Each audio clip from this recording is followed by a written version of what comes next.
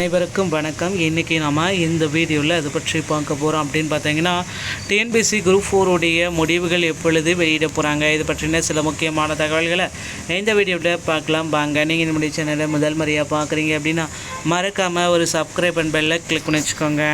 TNPSC group 4 உடைய முடிவுகள் விரைவில் வெளியிட போகிறதா தகவல் வந்திருக்குங்க. கண்டிப்பாக குரூப் 4 உடைய முடிவுகள் அக்டோபர் மாதத்துக்குள்ளார வெளியிட போகிறதா தகவல் வந்திருக்கு. ஸோ டிஎன்பிஎஸ்சியை பொறுத்த வரைக்கும் இந்த குரூப் 4 ரிசல்ட்டுக்காக கிட்டத்தட்ட 20 லட்சம் மக்கள் வெயிட் பண்ணிட்டு இருக்கதா தகவல் வந்திருக்கு.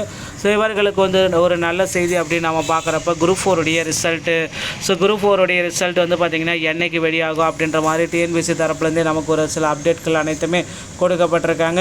So combined civil service group 4 உடைய ரிசல்ட் பார்த்திங்கன்னா மக்கள் எல்லாருமே ஒவ்வொருத்தருமே வெயிட் பண்ணிகிட்டு இருக்காங்க.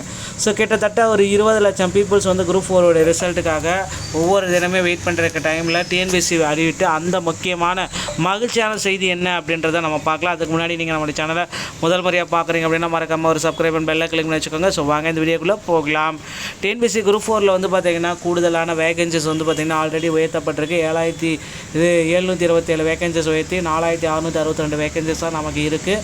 அதே போல் மீண்டும் பார்த்திங்கன்னா வேகன்சிஸ் உயர்வு கண்டிப்பாக இருக்கும். அது பார்த்திங்கன்னா முதற்கட்ட வேகன்சிஸ், இரண்டாம் கட்ட, மூன்றாம் கட்ட வேகன்சிஸ் எல்லாமே மீண்டும் உயர்த்த இருக்காங்க.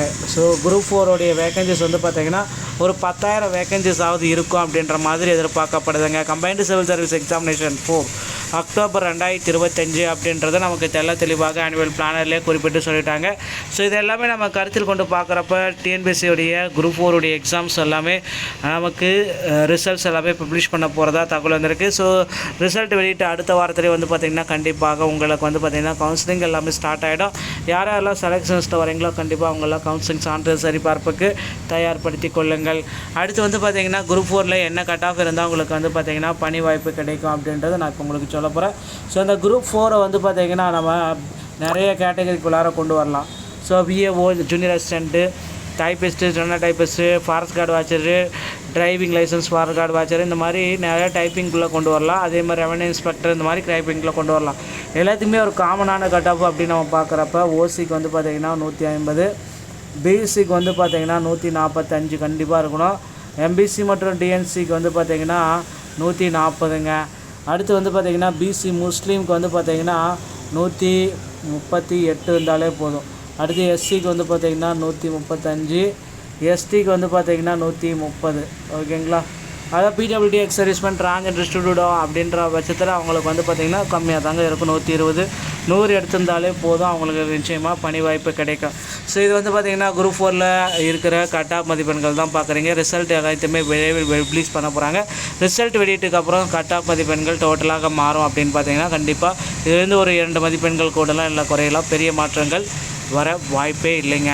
நண்பர்களே, டிஎன்பிஎஸ்சியோடைய ரிசல்ட்டுக்காக வெயிட் பண்ணிகிட்ருக்கீங்க. விரைவில் ரிசல்ட் எதிர்பார்க்கலாம். காலி பணியிடங்களையும் உயர்த்தப்பட்டுட்டாங்க. ஒரு கட்டத்தில் பார்த்திங்கன்னா குரூப் 4ல் பார்த்திங்கன்னா மறுதேர்வு வைங்கன்ட்டு அவங்க ஒரு பக்கம் கோச்சிங் சென்டர் எல்லாமே போராடிட்டு இருக்காங்க.